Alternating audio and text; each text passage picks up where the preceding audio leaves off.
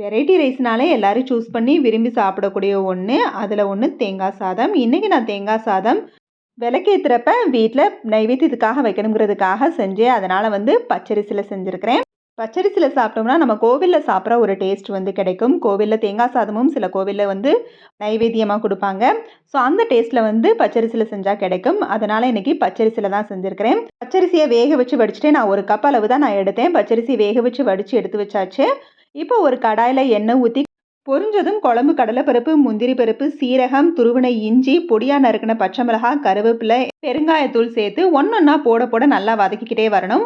எல்லாம் நல்லா வதங்கினதுக்கு அப்புறமா துருவின தேங்காயை சேர்த்து ஒரு 2 நிமிஷம் நல்லா வதக்கி விட்டுட்டு அப்புறமா மல்லி இலை சேர்த்துடலாம். சேர்த்து விட்டுட்டு நல்லா கலந்து விட்டுட்டு அப்புறமா வேக வச்சு வடித்த சாதத்தை போட்டுக்கலாம். இப்போ கொஞ்சமாக நெய் ஊற்றி நல்லா பரட்டி விட்டுக்கலாம்.